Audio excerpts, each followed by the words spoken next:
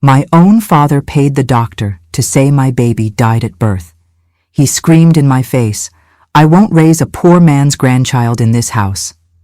For 20 years, I visited an empty grave, mourned a fabricated loss, until the doorbell rang one Sunday afternoon, and who was standing there made my father collapse in terror. "Oh, my dears, I'm so glad you came to visit me today. Come on in, come closer, because this grandma's heart is just full of wanting to talk. Please, make yourselves comfortable. No need to be formal here, because this house may be simple, but there's plenty of love to go around, you hear? My name is Margaret Henderson Sullivan, and I'm 62 years old with a life well lived. Some years harder than others, but all blessed by God. And I live here in Greenville, in the foothills of South Carolina. This little town you might not even know, but it has such a beautiful history, full of old mill houses and good-hearted people. I was born and raised right here, in this land of textile mills and rolling hills, where the air is crisp in the morning and the sunset paints the sky orange over the Blue Ridge Mountains. You know, my dears, I'm not one to complain about life. I learned that every day we wake up breathing is already a victory. But I didn't always think that way. There was a time, there was far too long a time, when I woke up every day wishing I hadn't. 20 years of my life I spent like that, carrying a grief so heavy it almost took me to the grave with it. A grief that, as you'll discover, was a lie. A cruel lie invented by the one who should have protected me. But before I get into that difficult part of the story, let me make a special little request of you, okay? This grandma here gets so happy meeting the people who stop to listen to me. So tell me here in the comments, from which corner of America, or the world, who knows, are you watching me from? And what time of day did you find this video? Are you having an afternoon coffee break? Or is it evening already, after a long day's work? Tell me, will you? I read every comment with care, and I imagine you there on the other side, as if we were sitting together at the kitchen table, chatting. Go ahead and leave that like on the video, subscribe to Grandparents' Tales, and hit the bell so we can keep meeting up. Let's create this chain of love together, because Grandma's heart has room for everyone. Well, my children, today I'm going to tell you a story I've kept for a long time. A story about what happens when we trust the wrong people. About a father who preferred to destroy his own daughter rather than accept a love he considered unworthy. About doctors who sold their souls for money, and about how the truth, even when it takes 20 years, always finds a way to appear.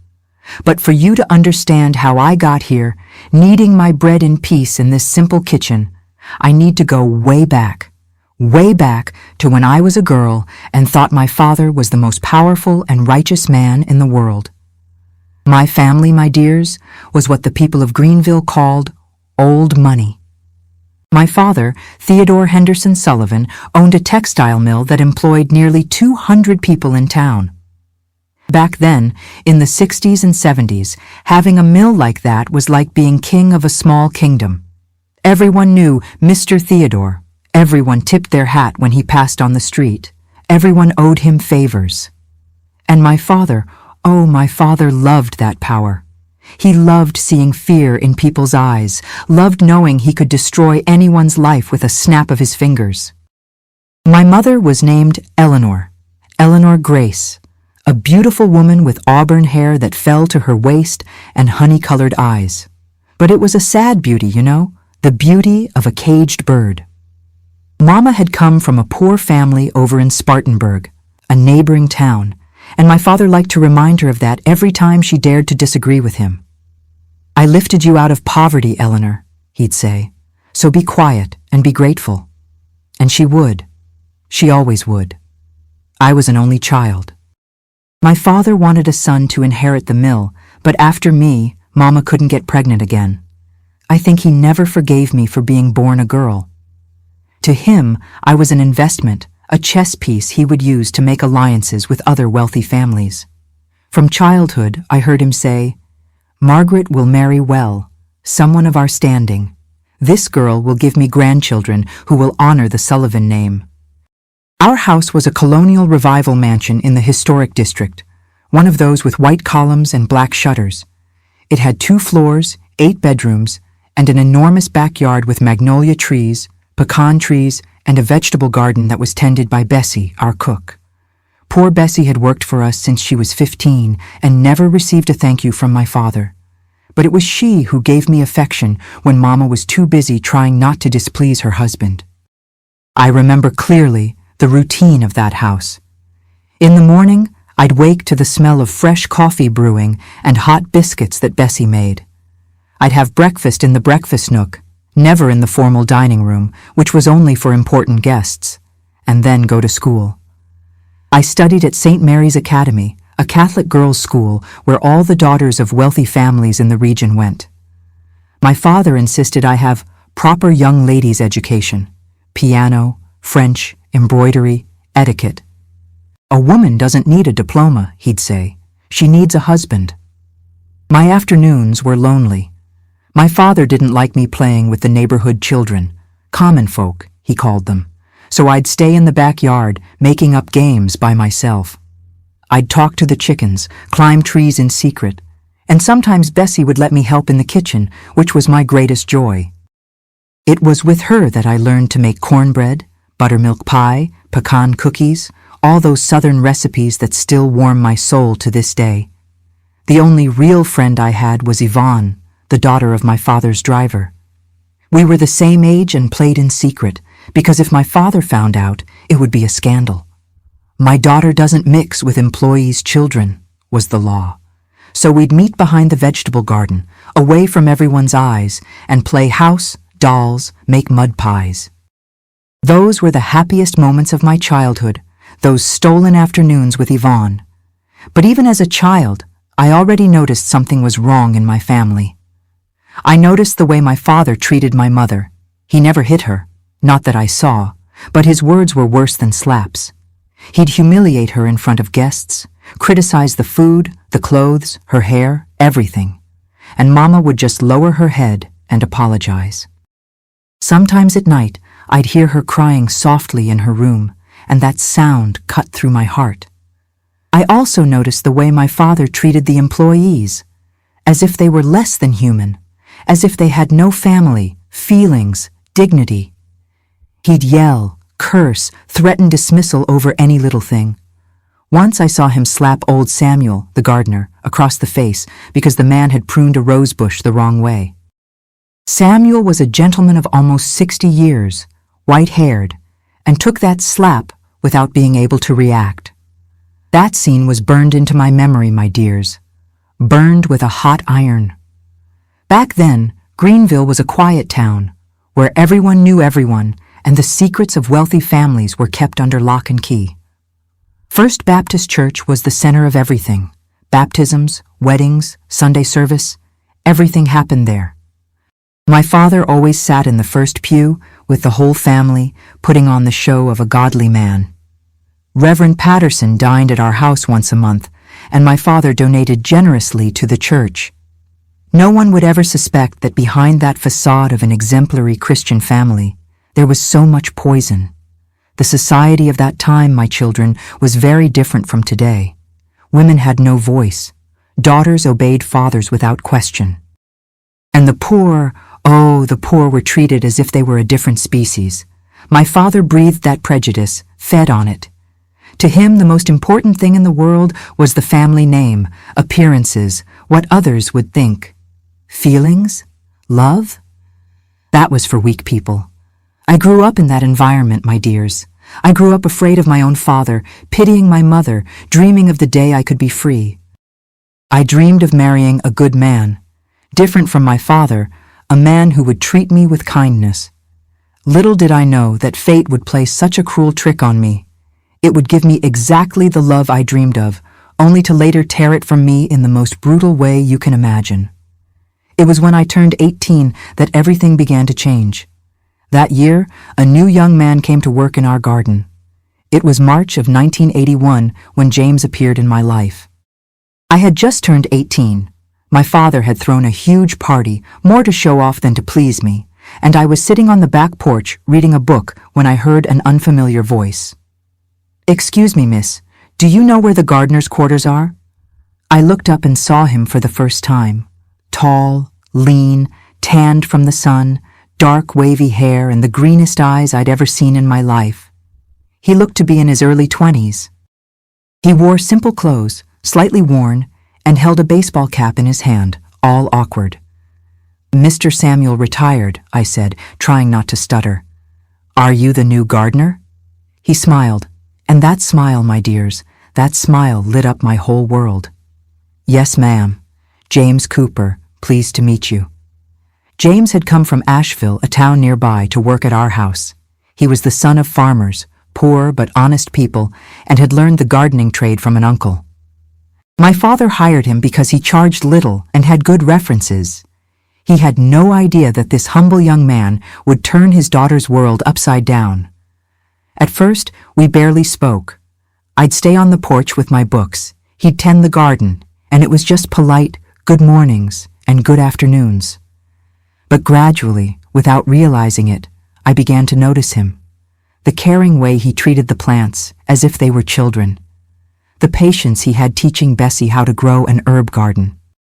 The respect with which he spoke to everyone, rich or poor alike. And he also began to notice me. I could feel the glances, the hidden smiles, the way he got flustered when I passed by. One day, he left a red rose on the porch. No note, nothing. But I knew it was from him, and my heart, which had never beaten like that for anyone, raced. Our growing close was slow, full of care and fear. We'd meet in secret, behind the vegetable garden, the same place where I played with Yvonne when I was little. We'd talk about everything, dreams, fears, family, the future.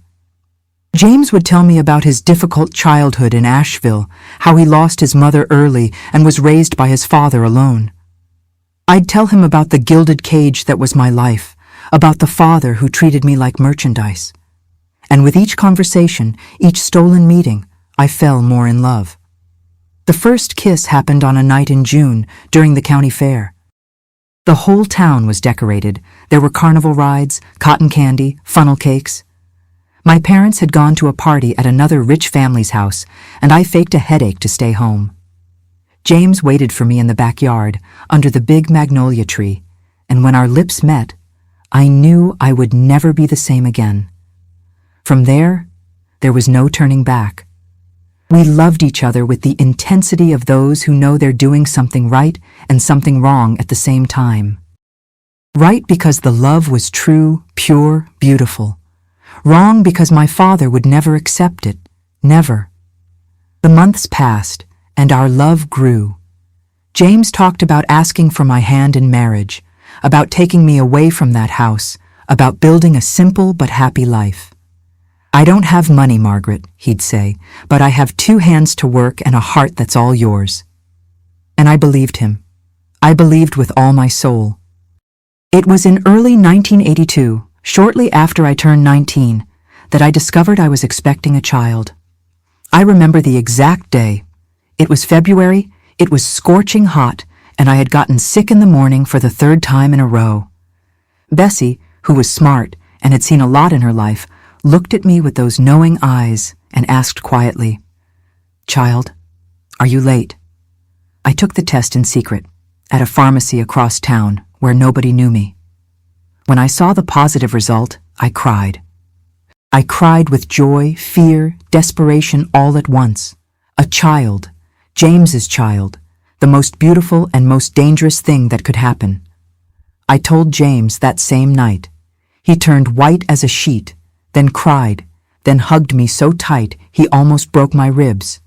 "Let's run away," he said. "Tonight, now, before your father finds out." But I, foolish me, thought I could resolve things another way.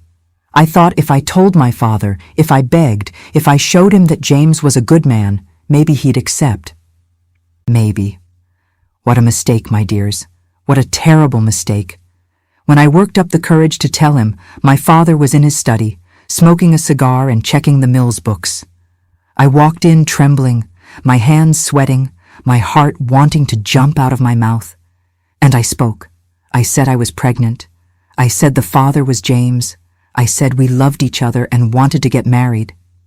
The silence that followed was the most frightening of my life. My father slowly put out his cigar, slowly got up from his chair, and came walking toward me with a calmness that chilled the blood. "Repeat what you just said," he spoke, his voice low, controlled. I repeated it, my voice failing, and then he exploded. He didn't yell. My father never yelled, thought it was vulgar, but the words that came out of his mouth were worse than any scream. He said I was a disgrace, a shame, a bitch in heat who had laid down with white trash. He said I had soiled the family name, that I had destroyed everything he'd built. He said he wouldn't raise a poor man's bastard grandchild under his roof. "You're going to get rid of that child," he decreed. "I have a doctor friend who handles these things. Nobody will know." I said no.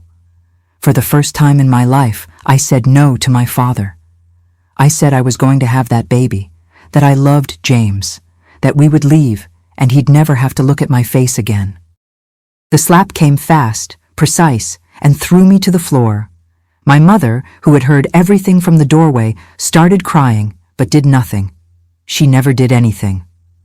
"You're not going anywhere," my father said, standing over me. "And the gardener is going to learn what happens to those who mess with Theodore Sullivan's daughter." That same night, my father sent 2 men after James. What happened to James that night, my dears, I only found out much later. My father's men found him in the small room out back where he slept, woke him up in a fright, forced him to pack his things, and threw him in a cargo truck heading far, far away. They said if he came back to Greenville, if he tried to find me, if he opened his mouth to tell anyone anything, they'd make him disappear for real. They'd make him vanish in a way nobody would ever find him. And to ensure James never came back, my father spread around town that he had stolen money and jewelry from the house and fled in the middle of the night. He tarnished his name, destroyed his honor, took away any chance he had of coming back with his head held high. Who would believe the word of a poor gardener against Theodore Sullivan, the richest and most respected man in the region? Nobody, my dears. Absolutely nobody. I didn't know any of this. The next morning, when I woke with my face still burning from the slap and my heart in pieces, I went looking for James and found his room completely empty. Not a shirt, not a shoe, not a note, as if he had never existed. Bessie, with tears in her eyes and trembling hands, told me he had left at dawn. "Your father took care of everything, child," she whispered, looking around afraid of being heard. "Don't ask anything else, for the love of God. Don't ask." My world collapsed in that instant. The man I loved, my child's father, had vanished like smoke, and I was pregnant, alone, completely at the mercy of a father who looked at me with disgust. I tried to escape. Oh, how I tried, my dears. The first week, I waited for everyone to fall asleep, tied the bedsheets to make a rope, and jumped from my bedroom window. I hurt my ankle in the fall, but I didn't care. I limped through the dark backyard, my heart beating so hard I was sure they could hear me. I didn't even make it to the gate. My father had hired security guards to watch the house day and night, and they caught me before I reached the street. I was dragged back to my room by my arms, my legs scraping on the ground, while I screamed James's name. My father appeared in the bedroom doorway, in his robe, with that terrible calmness that chilled the blood. He didn't say a word. Just looked down at me, shook his head as if I were a huge disappointment, and locked the door from the outside.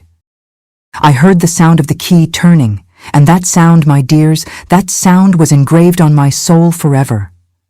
"You're staying there until you come to your senses," he said through the thick wood, "or until that child is born, whichever comes first."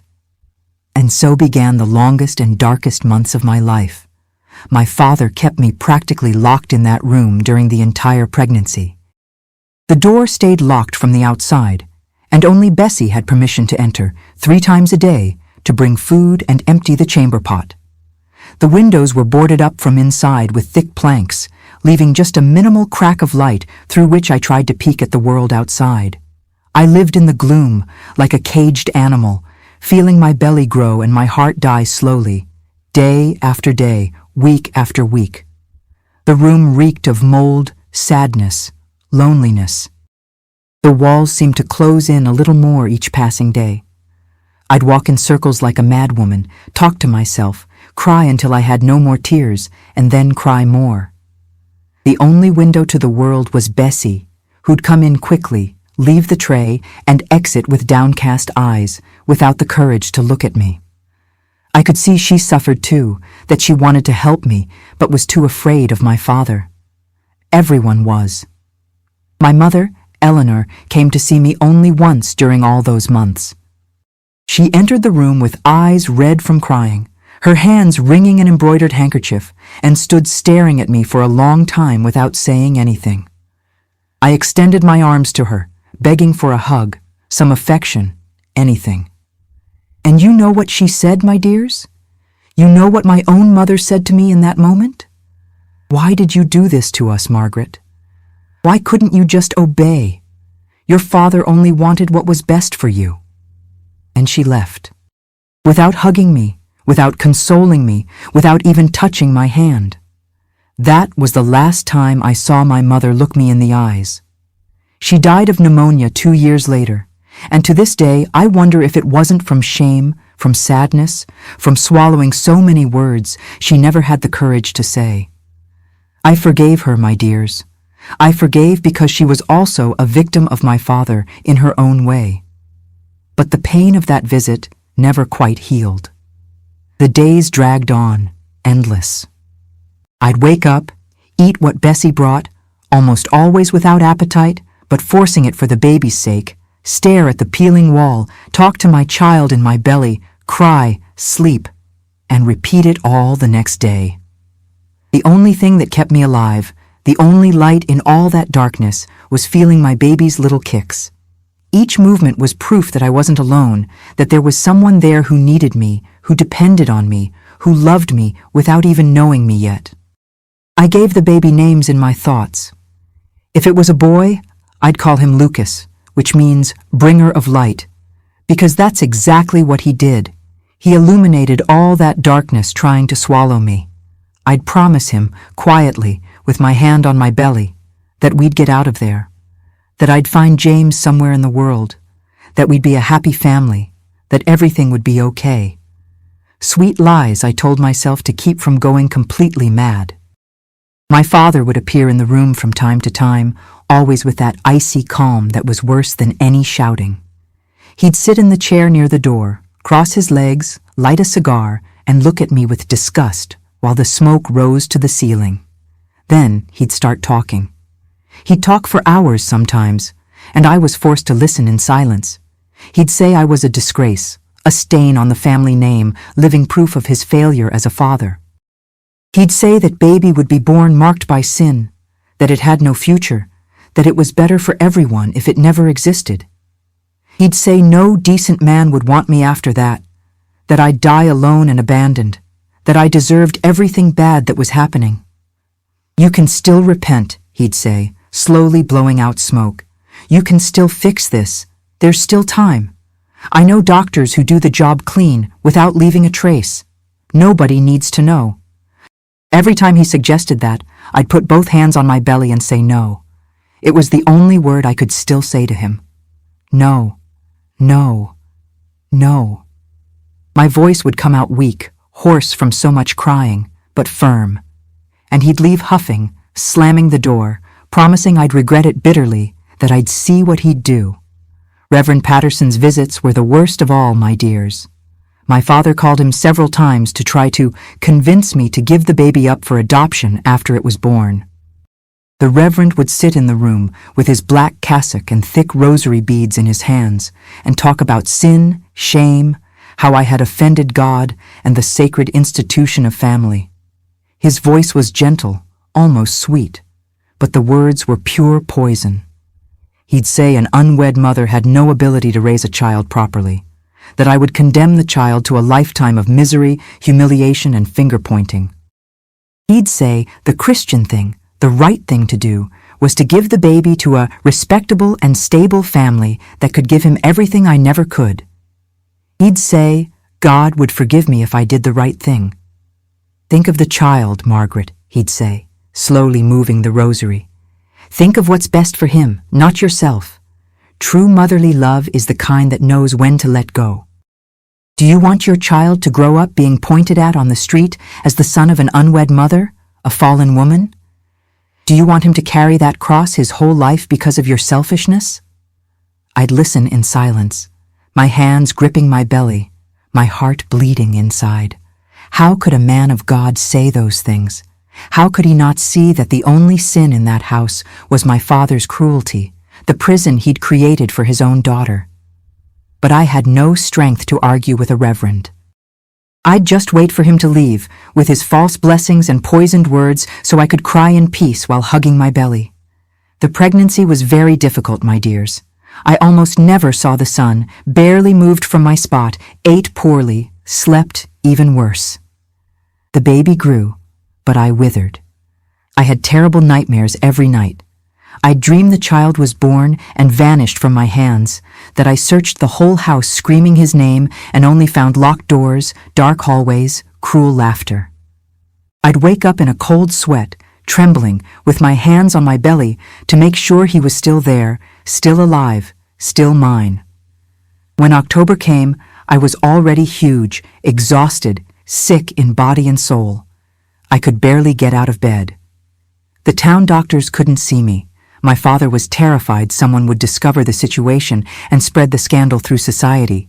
So he called in a doctor from outside, a Dr. Harold Bates, who came from Charlotte specifically to deliver the baby. I didn't know at the time, but this doctor was my father's childhood friend. They had studied together at a boarding school run by priests, owed each other favors for decades, the kind of rotten friendship paid for with silence, complicity, and under-the-table money. Labor began on a Thursday dawn at the end of October. I woke with pains tearing through my belly, alone in the dark room, and screamed for help until I was hoarse. Bessie came running, her face white with fright, and called my father, who called Dr. Bates. They carried me to one of the guest rooms that had been hastily prepared as a kind of improvised delivery room. Everything very fast, very confusing, so much pain. So many people talking at once. I remember lying on that bed with white sheets, the contractions tearing through my body like knives, sweat running down my face, and seeing my father standing in the bedroom doorway, talking quietly with the doctor. I couldn't hear what they were saying because of my own screams, but I clearly saw the doctor nod his head several times. I saw my father take a thick envelope, very thick, from the inside pocket of his suit jacket and hand it to Dr. Bates.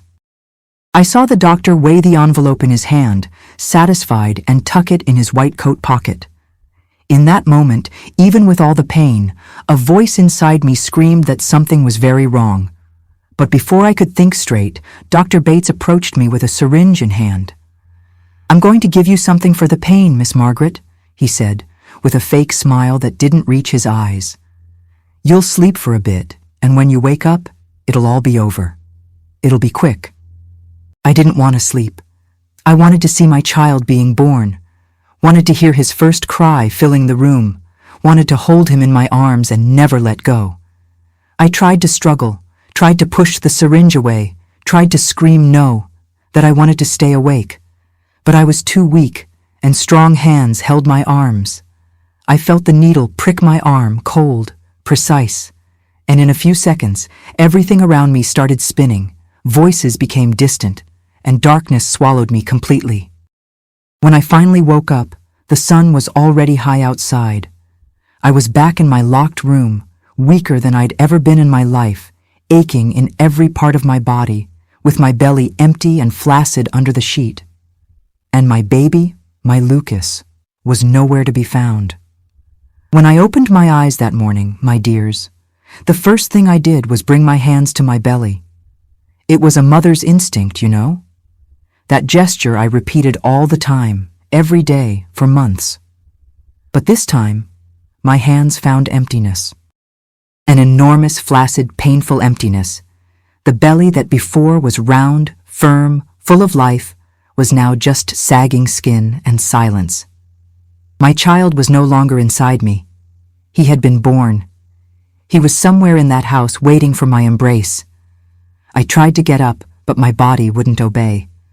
I was too weak, dizzy, my head spinning like a carousel. I felt a burning between my legs, a dull ache in my back, and terrible thirst. Even so, I gathered all the strength I had left, leaned my hands on the mattress, and screamed.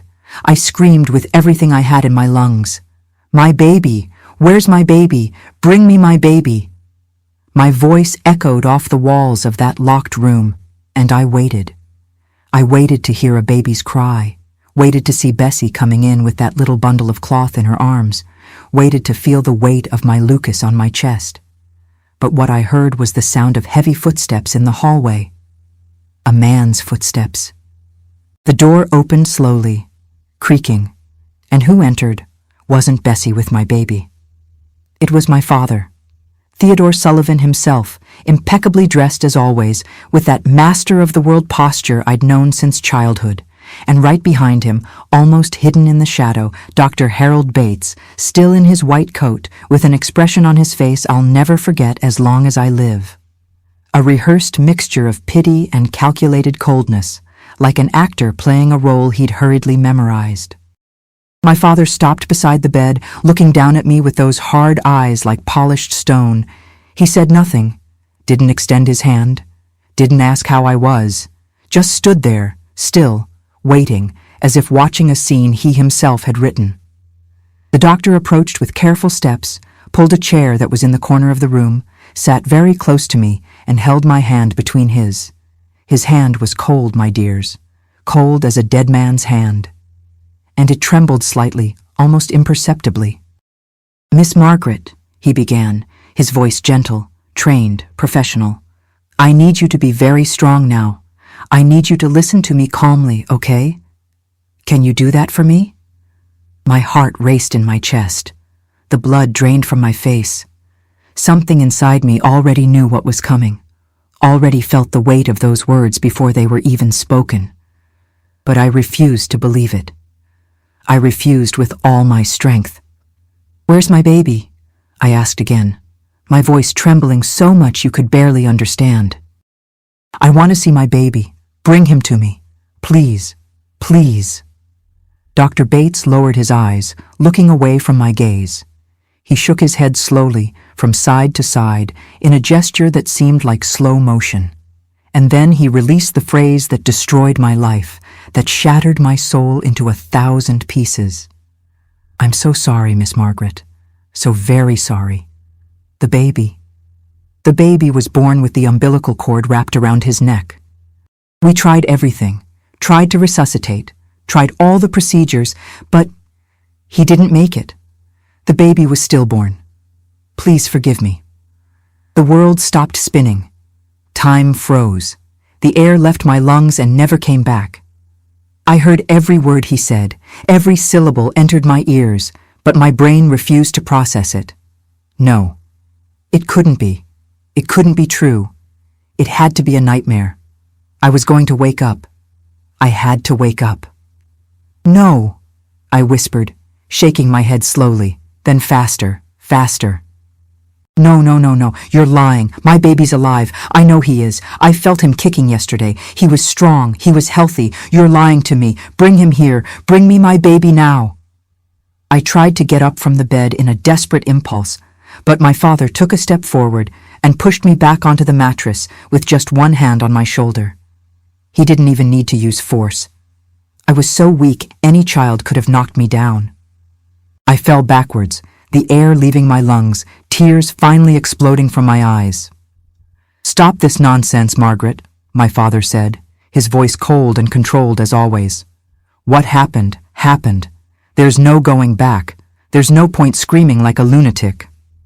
I looked at my father through tears, his face all blurry, and I begged. I begged with my eyes, with outstretched hands, with every piece of my being. I begged for an explanation, for consolation, for a hug that never came in 19 years of life, for any crumb of humanity. And you know what he did, my dears?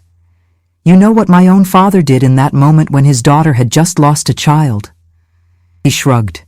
He simply shrugged, as if I'd told him I'd broken a glass in the kitchen, and said, with the most natural tone in the world, "It's better this way, Margaret. God knows what he's doing. Things happen for a reason. I already warned you that child wasn't going to work out, that it would be a problem. I wasn't going to raise a poor man's bastard grandchild under my roof anyway. At least now you can move on. You can have a decent life, like I always wanted for you. This matter is closed." Those words, my dears, those words entered me like ice knives. My own father, relieved by his grandchild's death. My own father, thanking God that I'd lost my baby. My own blood, celebrating the tragedy that had destroyed me. In that moment, in that exact second, something inside me died along with the news. The obedient daughter, the girl who still held hope of being loved, the woman who believed in family. All of that died right there in that room. What was left was just pain, a pain so big it didn't fit in my body. "I want to see him," I said, my voice coming out hoarse, strange, almost unrecognizable. Someone else's voice. "I want to see my baby. I want to say goodbye. Let me at least say goodbye to him." The doctor and my father exchanged a quick look. Too quick, too nervous, but I was so destroyed, I barely noticed. "That's not a good idea, Miss Margaret," Dr. Bates said, squeezing my hand hard, almost hurting me. "The baby, the little body, isn't in good condition to be seen. It's better for you to keep the memory of him in your belly, alive, kicking. You don't need to see him like that. It'll be worse. Trust me."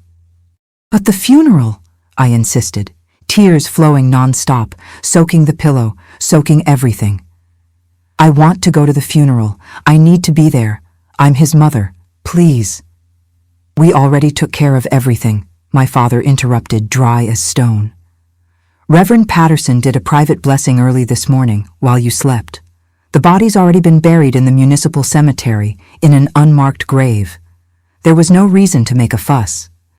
The fewer people who know about this whole disgrace, the better for everyone, especially for you. Unmarked. My child was buried without a name, without his mother by his side, without a flower, without a goodbye. As if he were trash that needed to be quickly discarded, hidden under the rug, forgotten forever. As if he had never existed. I screamed. I screamed until my throat tore. I screamed until my voice disappeared and only a hoarse wheeze came out. I tried to scratch my father with my nails, tried to hit the doctor, tried to get out of bed and run to the cemetery anyway. But they held me by the arms, by the shoulders, tied me in the sheets like I was a criminal, and Dr. Bates took another syringe from his coat pocket. I felt the cold prick in my arm, and darkness swallowed me again. The days that followed were a gray blur of pain and sedatives. I'd wake up, open my eyes to the ceiling, remember my child was dead, and scream. I'd scream until someone appeared. Then came the injection, and I'd sleep again. I'd wake, remember? Scream, blackout. An endless cycle of agony I couldn't break. When they finally stopped sedating me, I don't know if it was days or weeks later, I had become another person, an empty shell walking through the house. I didn't eat properly, didn't talk, didn't cry anymore. The tears had all dried up. I'd sit on the bed or in the room's armchair, staring at nothing, hours and hours on end, without blinking, without moving. Bessie tried to cheer me up, brought me broth, spoke to me kindly, stroked my hair. But I didn't respond. I couldn't. It was as if I had left, and only my body had stayed. One night, I don't know how long after the birth, I waited for everyone in the house to fall asleep and left my room in silence. My father had stopped locking the door, thinking I no longer had the strength or will to escape. And he was right. I didn't want to escape. I wanted to find my child. I went to the municipal cemetery in Greenville barefoot in my white nightgown in the middle of the cold November dawn. The full moon illuminated the old headstones, the rotting wooden crosses, the forgotten graves covered in weeds. I searched for my child's grave. I searched for hours, walking among the dead, calling quietly, "Lucas, Lucas, where are you, my son? Mommy's here." I found nothing. No recent grave, no disturbed earth, no nameless cross. Nothing. It was as if my child had never existed, had never been born, had never been buried there. I returned home before dawn, shivering from cold and confusion. In the following days, I tried to ask Reverend Patterson where exactly my child had been buried. He turned pale, stuttered, wiped sweat from his forehead, said he didn't remember exactly, that my father had taken care of all the paperwork and details. I tried to ask Bessie, but she'd look away, change the subject, start trembling and hurry out of the room.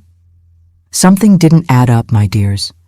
Something in that whole story was very wrong.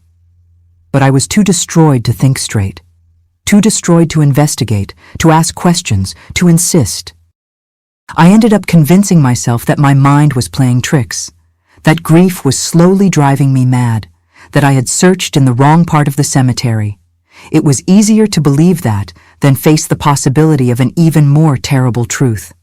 The months passed, turning into years, and I withered inside that house. I didn't go out anymore, didn't receive visits, did nothing but exist. My father left me alone. He'd gotten what he wanted after all. The problem had been solved. The disgrace had been buried, and I was just a ghost in a nightgown wandering the dark hallways of the Sullivan mansion, waiting for death to come reunite me with my child in heaven. James never came back to Greenville. Years later, many years later, I heard from an acquaintance that he was living in rural Georgia, working as a ranch hand on a cattle farm, living a sad and lonely life. He also thought the child had died at birth. He also carried that grief on his back. He had also been destroyed by my father's lie. Theodore Sullivan's evil reached both of us, even separated by hundreds and hundreds of miles. 20 years, my dears. For 20 whole years I visited that cemetery looking for a grave that didn't exist. I'd pray on my knees in the dirt, ask forgiveness for not protecting my child, beg God to take care of him in heaven. For 20 years I carried a guilt that wasn't mine, a pain that had no remedy, a grief that had no end. 20 years of my life wasted in the darkness of a monstrous lie. But the truth, as I said at the beginning of this conversation, always finds a way to appear. It may take time, it may hide, it may seem impossible, but it appears. And in my case, it appeared on an ordinary Sunday afternoon, 20 years later, when the doorbell of that house rang and turned my world upside down forever. It was a Sunday in October, my dears. October 2002. 20 years exactly had passed since that dawn in the improvised hospital, since that syringe that stole from me the moment of seeing my child born, since that lie that destroyed my life. 20 years I'd lived like the walking dead, wandering the rooms of that house that had become my prison and my tomb at the same time. Much had changed in those 2 decades. My mother, Eleanor, had passed in '84, taken by pneumonia that doctors said she didn't have the strength to fight. I always thought she died of sadness, really, from swallowing so many words, from pretending everything was fine.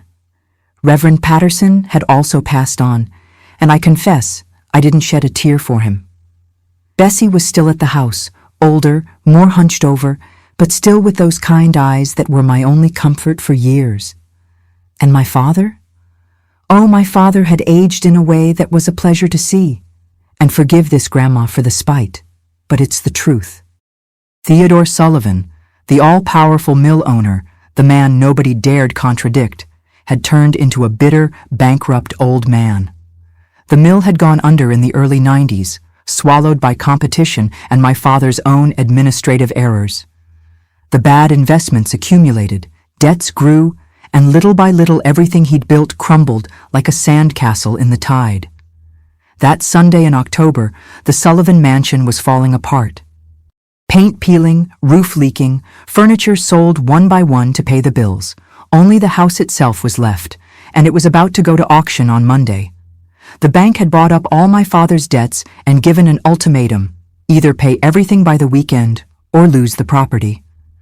My father wandered the house like a lost soul, grumbling, cursing, blaming everyone but himself. I watched from afar, sitting in the old living room armchair, feeling a strange mixture of satisfaction and emptiness. Seeing him fall didn't give me joy.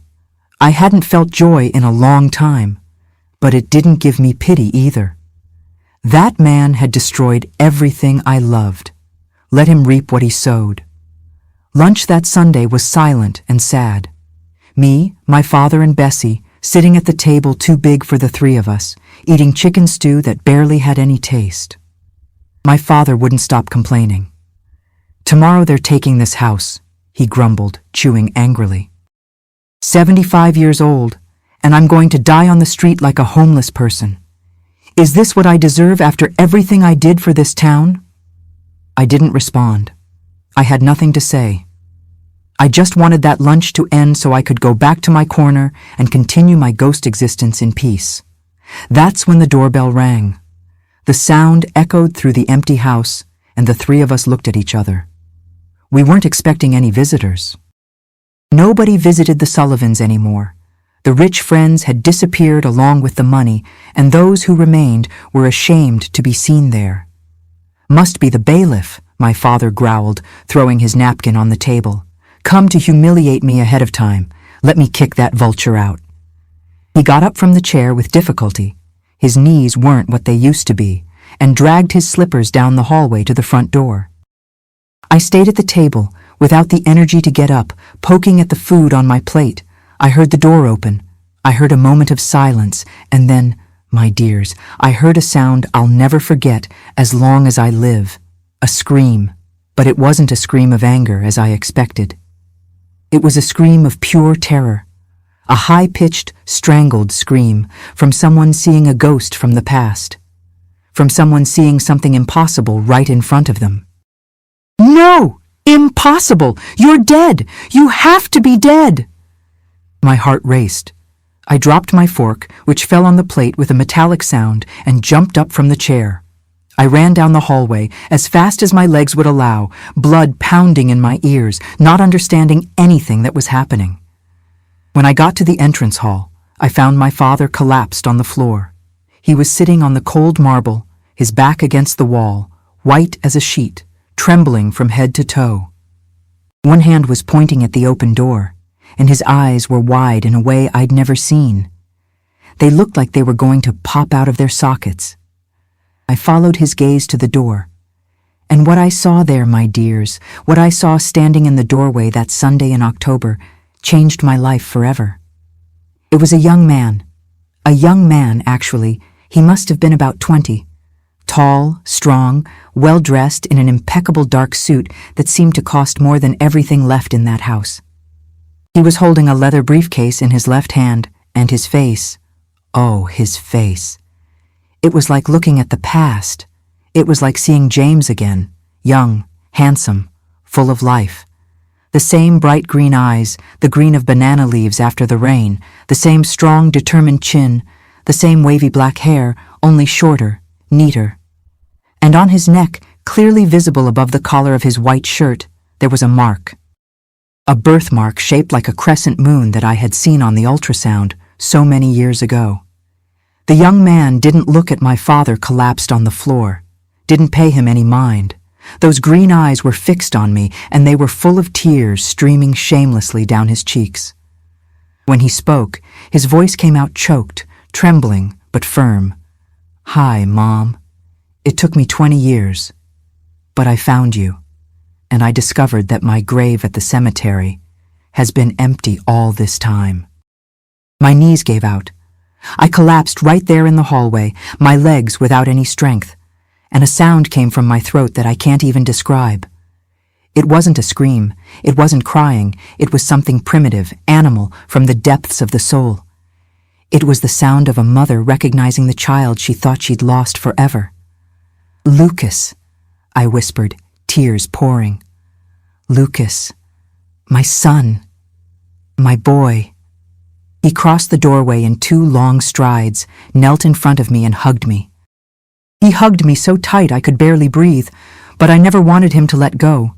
I smelled his scent, felt the warmth of his body, felt his heart beating against my chest. It was real. He was real. My son was alive. We stayed there embracing for a time I can't measure. It could have been a minute or an hour, it didn't matter. The whole world had disappeared, and there was only me and him, mother and son, finally together after 20 years of lies. It was my father's moan that brought us back to reality. He was still collapsed on the floor, hand on his chest, breathing labored. Who are you?" he managed to stutter, his voice failing. How are you alive?" Lucas stood up slowly, helped me up too, and turned to my father. His look changed completely. The affection I'd seen seconds before disappeared, replaced by something hard, cold, sharp as a blade. It was the look of someone who'd come to collect a very old debt. "I'm the baby you had thrown away," Lucas said, his voice firm and controlled. "The poor man's grandchild you didn't want to raise, the bastard you paid a doctor to say was stillborn. I'm Lucas Cooper Sullivan, and I spent 20 years in an orphanage in another state because you thought I wasn't worthy of living in this house." My father turned even whiter, if that was possible. "The orphanage? How did you find out?" "Doctor." "Harold Bates died last year," Lucas continued, taking a paper from the leather briefcase. "On his deathbed, remorse hit him, and he left a written confession for his family. His daughter sought me out, showed me the letter where he told everything, how you paid him to pretend the baby died, how he handed a healthy child over to an orphanage in Colombia, how you made up a fake burial. She asked my forgiveness for her father, and gave me this." He threw the sheet of paper on the floor, at my father's feet. It was a copy of the doctor's confession, proof of everything. "I went to that orphanage," Lucas continued. "Got my records, got the original birth certificate you tried to destroy, got the documents from the illegal adoption that was never completed because nobody wanted me. And with all that, I studied. I studied hard, got my law degree, passed the bar, and specialized in banking law." He took a step toward my father, who tried to crawl backwards without success. "Do you know which bank bought all your debts? Do you know who's the lawyer representing that bank?" My father's face contorted when the penny dropped. "It's me," Lucas said, with an icy smile. "I convinced the bank to buy the Sullivan debt. I prepared all the auction paperwork, and I just bought this house for a fraction of its value, using every penny I saved working since I was 15. He took another document from the briefcase and threw it on top of my father. "This property is now mine. You have 24 hours to get your things and leave. But my mother—" He looked at me with all the love in the world. "My mother stays. This house is hers now. It always should have been hers." My father clutched his chest harder, breathing increasingly difficult. Bessie, who had watched everything from the kitchen doorway, ran to call an ambulance. Theodore Sullivan had a heart attack right there, on the floor of the living room he once thought would be his forever. He survived, if you can call it surviving. He ended up in a wheelchair, half his body paralyzed, and went to live in a public nursing home on the outskirts of town because there was nobody left who wanted to care for him.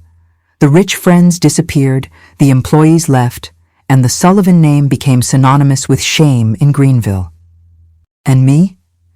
I finally started to live, my dears.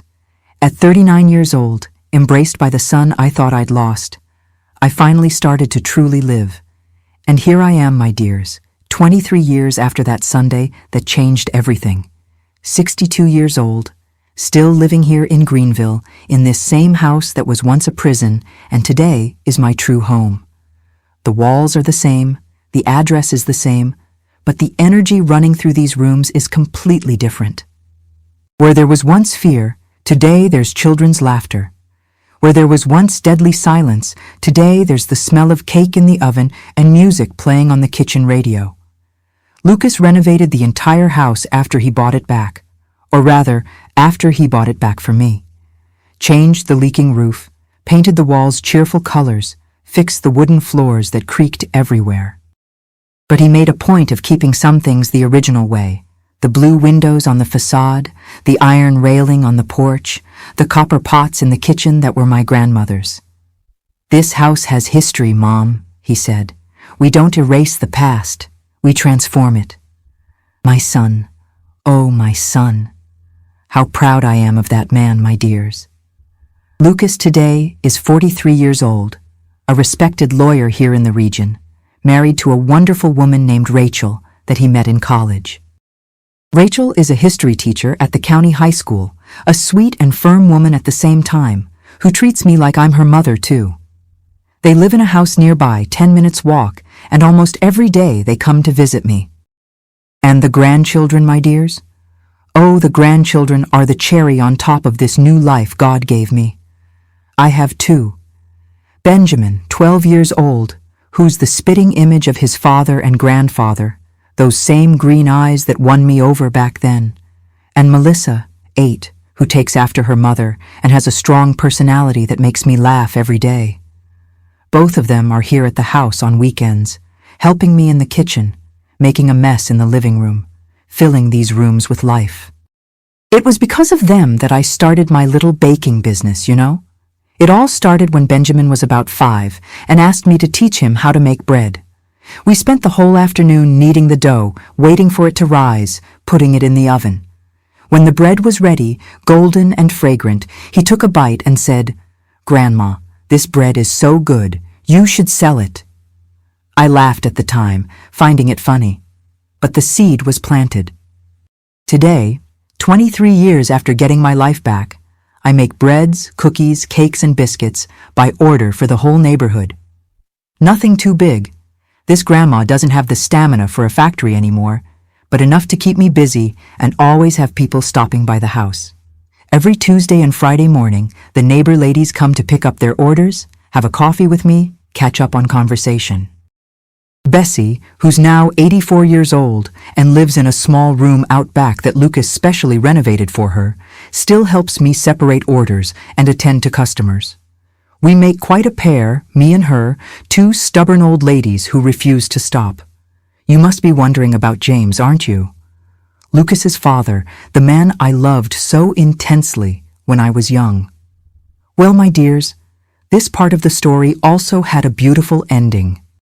When Lucas discovered the whole truth about the past, one of the first things he did was look for his father.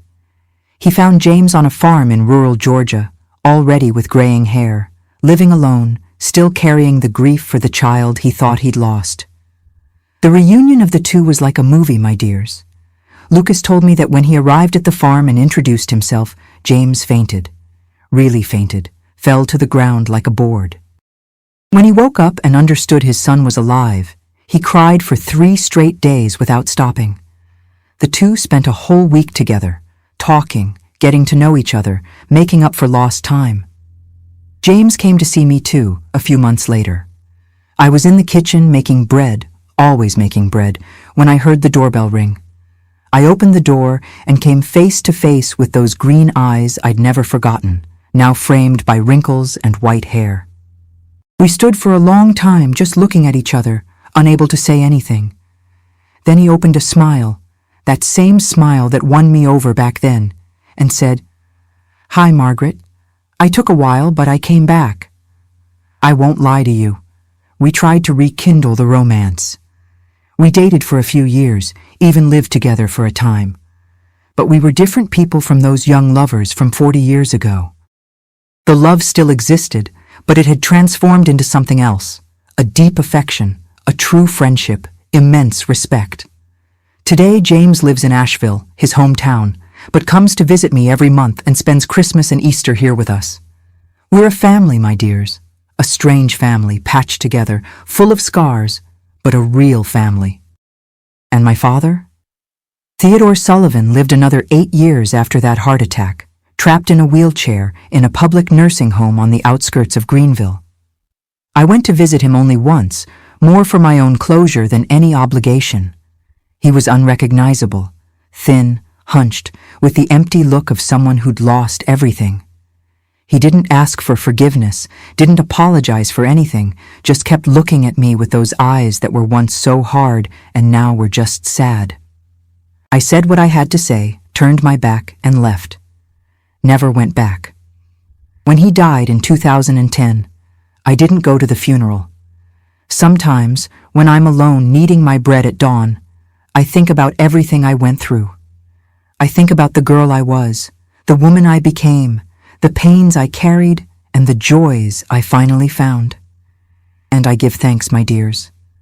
I thank God, fate, life, for giving me a second chance. If you made it this far with me, holding this grandma's hand through such a painful story, I need to leave some words in your hearts before I say goodbye. I spent 20 years of my life crying for a child who was alive, 20 years visiting an empty grave, asking forgiveness for a death that never happened, carrying a guilt that was never mine. And you know what I learned from all this? I learned that lies, no matter how well constructed, no matter how powerful the person telling them, have short legs. The truth may take time. In my case, it took 2 decades, but it always finds a crack to get through. If you're listening to me now and feel something's wrong in your story, some piece that doesn't fit, some family secret nobody wants to tell, don't give up looking for answers. I almost gave up, my dears. I almost accepted that lie as absolute truth and went to my grave without knowing my son was alive. If Dr. Bates hadn't felt the weight of conscience at the end of his life, I would have died without ever hugging my Lucas. So I tell you, question, investigate. Don't accept strange silences and averted gazes as answers. I also learned that blood isn't always family, and family isn't always blood. My father was my blood, but he was my greatest tormentor. Bessie was the household employee, but she was the one who gave me affection when my own mother couldn't. True love doesn't come with a last name or inheritance. It comes with presence, care, respect. I chose not to forgive my father, and I'm not ashamed to say it. Some people think forgiveness is mandatory, that we need to forgive to move forward. But I moved forward in my own way, recognizing the evil he did, not pretending everything was okay. Forgiveness is a choice, my dears, not a debt. And each person knows the weight they can carry. For those going through manipulation within their own family, for those who feel something's being hidden from you, for those carrying grief that seems too strange, I send my tight hug. Seek help from authorities in your country, from organizations that protect people's rights, from professionals who can guide you. Don't stay alone in the dark like I did. The world is big, and everywhere there are good people willing to help. Life taught me we can be reborn as many times as necessary. I was reborn at 39 when I thought it was too late. It's never too late, my dears. Never. Now, before I go, this grandma wants to make a special request of you who stayed with me until the very end. If this story touched your heart, if you know someone who needs to hear that the truth always appears, share this video. Hit that subscribe button right now, turn on notifications so you don't miss any stories from this grandma here, and leave me a comment writing the word reborn. Only those who stayed until the end will know why. Do it now. Don't wait another minute. Let's spread this chain of strength and hope together. God bless each one of you. This grandma here loves you with all her heart. Until the next story, my dears, take care of yourselves.